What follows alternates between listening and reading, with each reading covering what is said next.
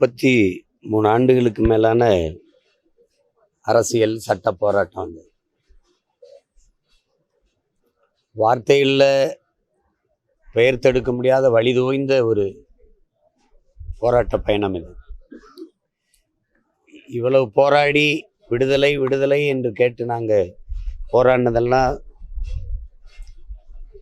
தம்பி சாந்தனுடைய சாவை பார்க்கத்தானான்னு நினைக்கும் போது ரொம்ப அது எப்படி சொல்றதுன்னு தெரியல. பல முறை போராடினோம். நீங்கள் எங்கள் பிள்ளைகளை வந்து ஒரு பொது சிறையிலிருந்து திருப்பி ஒரு கொடுஞ்சிறையில் அடைக்கிற விடுதலைக்காக நாங்கள் இவ்வளோ காலம் போராடல. அந்த சிறையிலையாவது அவங்களுக்கு ஒரு குறைஞ்சபட்ச ஒரு உரிமையாவது இருந்தது. எப்படின்னா நடந்து கொள்ளலாம், ஒரு செய்தித்தாள் படிச்சுக்கலாம், அங்கே ஒரு கடை இருக்கும், வேண்டிய பொருளை வாங்கிக்கலாம், அப்படின்னா அது இருந்தது. இது சிறப்பு முகாம்னு வார்த்தையில் இருந்தால் அது சிறப்பு முகாம் ஆயிருமா என்ன? அது ஒரு வதை முகாம். அதில் போய் அடைச்சி ரத்த உறவுகள் தவிர யாரும் மனு போட்டு பார்க்க முடியாது. நல்லா மனு போட்டு பார்க்க முடியாது. இல்லை சட்ட வல்லுநர்களாக இருக்கணும். அங்கன்னா பொதுச்சிறையெல்லாம் அப்படி இல்லை. அந்த வாய்ப்பையாவது கொடுங்கன்னு கேட்டோம். அதிலேயே கூட அடைச்சிருங்க, நீங்கள் விடுதலை செய்யலைனான்னு கேட்டோம். இப்போ நீங்கள் பார்க்குறீங்க, நீண்ட சட்ட போராட்டத்துக்கு பிறகு என்னுடைய தம்பி அறிவு, அக்கா நளினி, என்னோட தம்பி ரவிச்சந்திரன்லாம் வெளியில் வந்தால் இருக்கிறாங்க. இப்போ அவங்களால இந்த நாட்டில் ஏதாவது சட்டம் ஒழுங்கு சீர்கேடு ஏதாவது சிக்கல் ஏற்பட்டிருக்கா? எங்கே இருக்கிறாங்கன்னே தெரியாது. நாங்கள்லாம் எங்கள் அம்மாட்ட எங்கள் அப்பாட்ட கேட்கணும், அறிவு எங்கே இருக்கான்னு, ரவி எப்படி இருக்கான்னு நாங்கள் கேட்டுக்கணும். எந்த இதுவும் இல்லை. பயாசை நீங்கள் சிறை விடுப்பில் விட்டீங்க ஒரு மாதம், அவர் இருந்தார். ஏதாவது ஒரு அசம்பாவிதம் சட்டத்துக்கு சட்ட ஒழுங்குக்கு கேடு விளைவிக்கிற மாதிரி ஏதாவது செயல் ஏதாவது இருந்ததா? நீதிபதிகள்லாம் சொல்லிட்டாங்க, எல்லாரும் சொல்லிட்டாங்க. அறிவுக்கு கொடுக்கப்பட்ட தீர்ப்பு தான் எல்லாருக்கும். அப்படிங்கும்போது நீங்கள் எல்லாரையும் அவர் நாட்டுக்கு செல்ல அனுமதிச்சிருக்கலாம். சாந்தனுடைய கடைசி விருப்பம், கடைசியாக ஒரு தடவை தன் தாயை பார்த்து ஒரு வாய் சோறு அவங்க கையால் சாப்பிடணும் தான். அதை கூட நிறைவேற்றி வைக்க முடியல. அது கூட இல்லை. இப்போ இந்த 4 மாத காலமாக அவனுடைய தவிப்பு கடைசியாக ஒரு முறை தன் தாயை பார்த்துடணுங்கிறதான். அதுக்கு தான் திரும்ப திரும்ப நாங்கள் போராடணும். இந்த முறை போராடி திருச்சி இல்லை சிறப்பு முகாம் அந்த இதில் இவனை விடுதலைக்கு கேட்டு போராடும் போது நான் தான் சொன்னேன், அவர் தயவு செய்து அனுப்பி வைங்க. அது நீதிமன்றமே 29ஆம் தேதிக்குள்ளே அனுப்புங்கன்னு சொல்லி, அது பார்த்தீங்கன்னா இப்போ சொல்லும்போது இன்னைக்கு இரவு அனுப்பலான்னு இருந்தோம், அதுக்குள்ளே இப்படி ஆயிடுச்சுங்கும்போது ஏதாவது திரைப்படங்களில் வர உச்சக்கட்ட காட்சி மாதிரி இருக்கு. எல்லாம் செஞ்சு வந்து கடைசியாக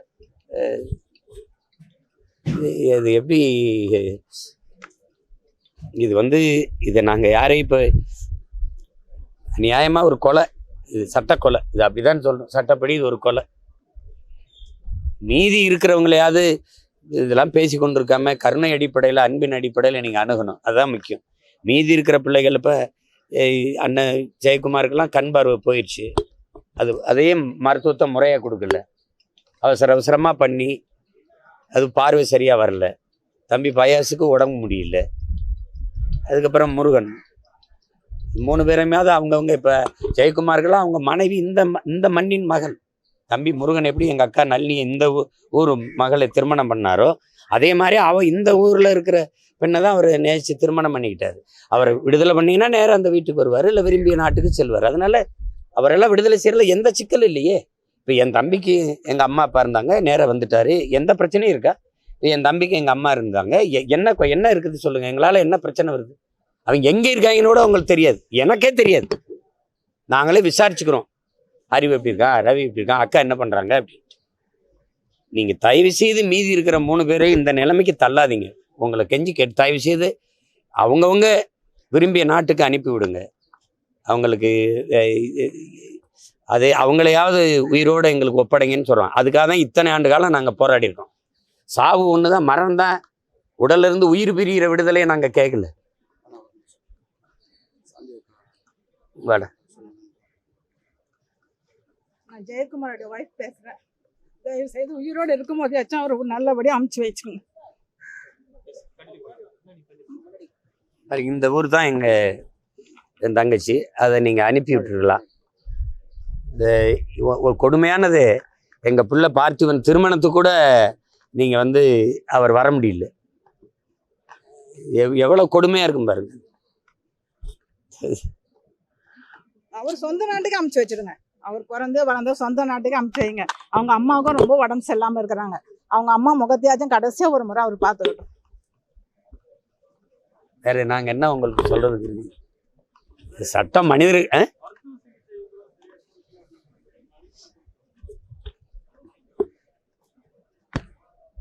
அது அது அது இப்ப பேசி என்ன இருக்கு? இப்போ சிகிச்சையே வேண்டாங்க. அவரை நல்லபடியா அவங்க நாட்டுக்கு அவனுக்கு ஒரே சிகிச்சை தாங்க. இப்ப கடைசியா ஒரு என்னை பார்க்கணும்னு ஆசைப்பட்டா, என்னை நீ விடவே இல்லையே. இப்ப அண்ணனை ஒரு தடவை பார்க்கணும் அப்படின்னா என்னை விடுறதுல உங்களுக்கு என்ன பிரச்சனை? நான் அவனை தூக்கிட்டு ராவோட அப்படி அனுமார் மாதிரி தூக்கி கொண்டு இலங்கையில இறக்கி விட போறேன்னா அப்படிலாம் ஒண்ணும் இல்லையே. அம்மாவை ஒரு தடவை பார்த்துட்டு அந்த இப்ப பாருங்க, இப்ப என் புகழேந்தி கூட அதான் சொல்றாரு. இன்னைக்கு ஒருவேளை உயிரோடு இருந்தான்னா இரவு போயிடுவான், காலையில அம்மா பார்த்து செத்துட்டானா கூட எங்களுக்கு சரி. அவன் கடைசி 4-5 மாசமா அதே ஒரு கனவு தான் உண்டு. அதை கூட நாங்க செய்ய முடியல. இதுக்கு எத்தனை வருஷம் போராடி இருக்கோம் நீங்க பாக்குறீங்க. ஒரு தலைமுறையை தாண்டி தண்டனை வச்சிருக்கோங்க. ஒரு தண்டனைங்கிறது அதிகபட்சம் என்ன, சிறையில் என்ன ஒரு 7 ஆண்டு 8 ஆண்டு 10 ஆண்டுகள். 10 ஆண்டுக்கு மேலே தண்டனை விட்டு எல்லாரும் விடுதலை செய்யலாம்னு ஒரு வரைவு சட்டத்தை கொண்டு வந்துட்டு அது ராஜீவ் கொலை குற்றவாளிகளுக்கும் இஸ்லாமிய சிறை கைதிகளுக்கும் பொருந்தாதுன்னு போடுறீங்க. இந்த விடுதலையை நீங்க வாங்கினீங்களா? யாராவது எங்களுக்கு உதவுனீங்களா? அவன் என் தம்பி, அவனா சிறைக்குள்ள இருந்து சட்டத்தை படிச்சு நுணுக்கங்களை கற்று அங்கிருந்து யாரு இது மாதிரி வழக்குகளை எங்கெங்க விடுதலை பெற்றிருக்காங்கன்னு ஆய்வு செய்து அவனா போட்ட வழக்குல எங்க ஆளுகள்லாம் நின்று வாதாடி அவன் பெற்றுக்கொண்ட விடுதலை தான் இது. நீங்க எங்க விடுதலை செஞ்சீங்க? அவன் விடுதலை செஞ்சு வரும்போது பக்கத்துல நின்று படம் எடுத்துக்கிட்டீங்க எல்லாரும். நாங்களா போராடி பெற்றோம், நீங்க தரல. இது எப்படி சாந்தனை அம்மாவுக்கு உயிரற்ற உடலை அனுப்பி வைக்கிறதுக்கா நாங்க இவ்வளவு போராட்டம் பாருங்க. அவ்வளவு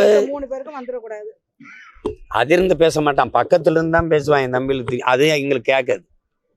24 மணி நேரம் இந்த பூஜை சாமி கொஞ்ச நேரம் கழிச்சு திருநீர் பூசி விடுவாங்க. எங்களுக்கு அவ்வளவுதான். சன்னா குரல்ல பேசுவான். அவனுக்கு வாழணும்னு ஆசை, அம்மாவை போய் பார்க்கணும்னு ஆசை. அதுக்காகவே தான் வழிபாட இது பண்ணுவான்.